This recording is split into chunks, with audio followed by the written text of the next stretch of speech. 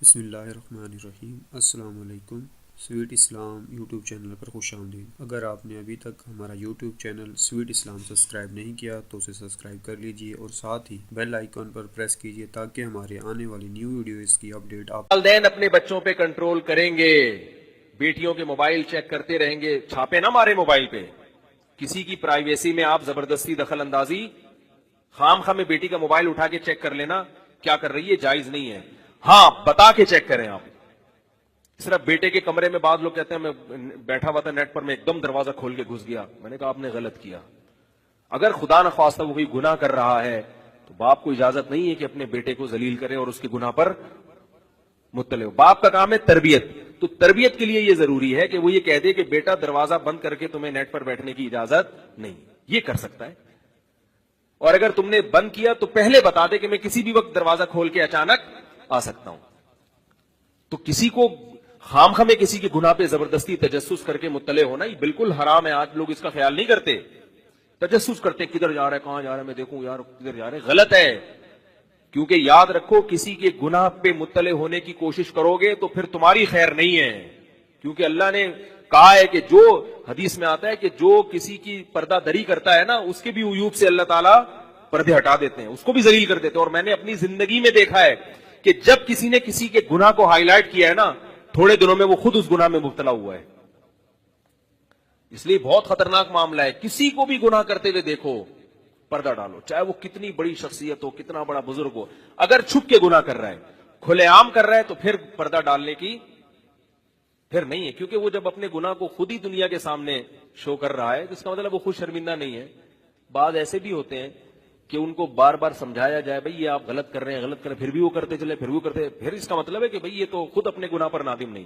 کوئی بھی چھپ کے گناہ کر رہا ہے، اپنی اولاد ہو، بیوی ہو، عورت، اپنے خواتین کے بعض کالز آتی ہیں کہ ہم نے شوہر کو دیکھا کوئی برا کام کرتے ہوئے، کوئی نیٹ پر بیہودہ فلمیں دیکھ رہا ہے یا کچھ ایسے کر رہا ہے، میں کہتا ہوں اللہ کا واسطہ اپنے شوہر کی عزت کا خیال رکھو، معاشرے کو میں بدنام نہ کرو اس کو، اس نے گناہ کیا 100% غلط کیا، بہت بڑی بے حیائی ہے کہ فحش فلمیں دیکھنا، لیکن اس بے حیائی کی وجہ سے اپنے شوہر کی عزت کو تار تار کر دینا یہ اس سے بڑی بے حیائی ہے۔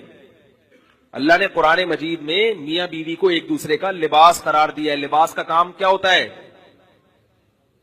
کیونکہ میاں بیوی ایک دوسرے کی جو راز کی جیسی باتیں جانتے ہیں وہ کوئی تھرڈ پرسن نہیں جانتا، تو اللہ نے ان دونوں کو اتنا کلوز اس لیے کیا تاکہ ایک دوسرے کے عیب کو چھپائیں۔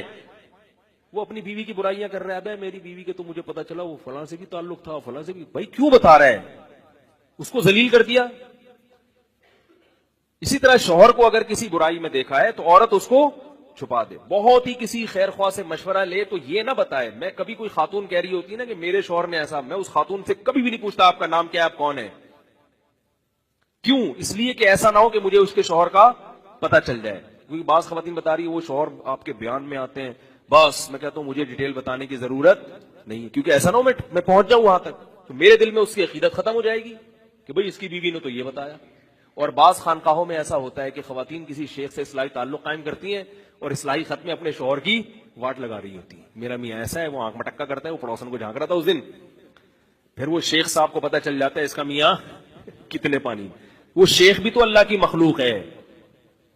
عورت کے لیے اپنے شوہر کا مقام اپنے شیخ سے زیادہ ہے، یاد رکھو، شوہر پہلے ہے، شیخ و مرشد بعد میں۔ یہ بھی لوگوں کو بات سمجھ میں نہیں آتی۔ ایک دفعہ میں نے کسی کو کہا کہ بھائی جو صلہ خونی رشتے ہیں نا ان کی اہمیت شریعت میں زیادہ ہے شیخ و مرشد سے، شیخ و مرشد کی بھی اہمیت ہے لیکن خونی رشتوں کی اہمیت زیادہ۔ انہوں نے کہا نہیں، شیخ سے تو ہم دین سیکھتے ہیں اور شیخ سے تو اتنے فائدے ہوئے۔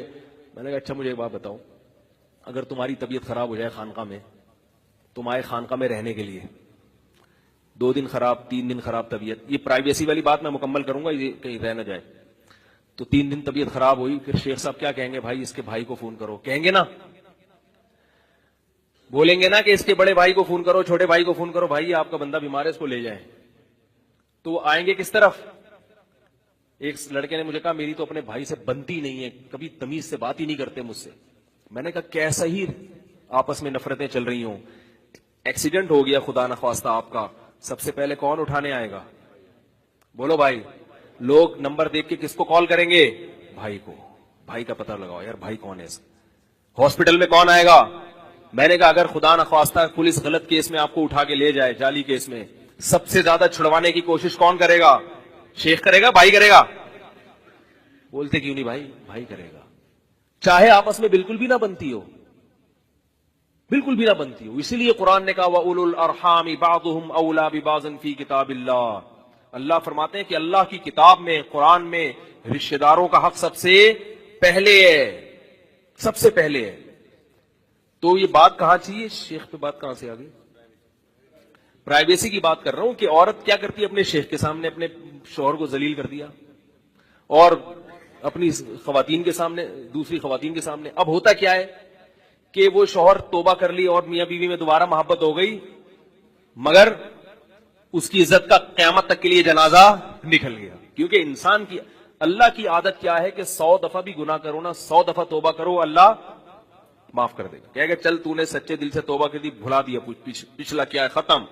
لیکن مخلوق معاف, مخلوق کہے گی وہی ہے, وہی ہے جو دن پکڑا گیا تھا, وہی ہے, وہی. آپ 100 دفعہ بولو بھائی میں نے توبہ کر لی ہے تو وہی نا, بندہ تو وہی ہے نا, مخلوق تھوڑی معاف کرتی ہے. اور پھر میاں بیوی میں عام طور پہ کیا ہوتا ہے کہ وہ کمپرومائز کر لیتے ہیں, سیٹ ہو جاتے ہیں, لیکن خود اس عورت کی عزت کا جنازہ نکل جاتا ہے. کہتے ہیں یہ اس کا تو میاں ایسا ہے. پھر وہ عورت پھر اپنے شوہر کی عزت کی حفاظت کرتی پھر, نہیں میرے میاں بہت اچھے ہیں. کہتے ہیں ہمیں پتہ ہے کتنے اچھے ہیں, تو نے خود بتایا تھا. پھر یہ بات جب بچوں کو پتہ چلتی ہے کہ میرا باپ ایسے تھا, بچے پھر سیدھے راستے پہ نہیں چلتے. تو گھروں کے راز عورتیں فاش کر دیتی ہیں, یہ بہت بڑا جرم ہے. تو اگر شوہر کو کسی برائی میں دیکھو, زنا کر رہا ہے یا خدا نخواستہ لڑکیوں سے غلط دوستیاں لگائی ہوئی ہیں, کسی خیرخواہ کو فون کرو, یہ نہ بتاؤ کہ میں کون بات کر رہی ہوں. کسی مفتی صاحب کو فون کر رہی ہے اگر مشورے کے لیے, بات پریشان ہوتی ہے, تو اگر مجھے بھی فون کرنی ہے بھائی مجھے اپنا تعارف نہ کروائیں, بلکہ یوں بتائیں کہ بھائی مفتی صاحب ایک مجھے یہ مسئلہ بتائیے کہ ایک خاتون نے, یا یوں کہتے ہیں کہ مجھ سے کسی نے پوچھا ہے, کسی خاتون نے, تو وہ خاتون یہ خود ہی ہے جو اپنے آپ سے پوچھ رہی ہیں, تو جھوٹ بھی نہیں ہے, یہ توریہ ہے نا. مفتی صاحب کسی خاتون نے مجھ سے پوچھا ہے کہ انہوں نے اپنے شوہر کو اس حالت میں دیکھا اور کئی بار دیکھا ہے, تو اب آپ بتائیں کیا کرنا چاہیے. تو پھر اسا بتا دیں کہ آپ اپنی اس خاتون کو, اپنی فرینڈ کو یہ بتا دیں کہ یہ کرنا چاہیے, کنڈی چوڑے میں کیا کرنا چاہیے, وہ تو ہر ایک کے الگ حالات ہے نا. لیکن اس کی عزت کا جنازہ بولو بھائی نہیں نکالو. اسی طرح عورت کے کسی عیب پر مطلع ہو گئے تو پردہ ڈالو. حضرت معاذ رضی اللہ تعالی عنہ نے اپنی بیوی کو سری زنا کرتے ہوئے دیکھا تھا.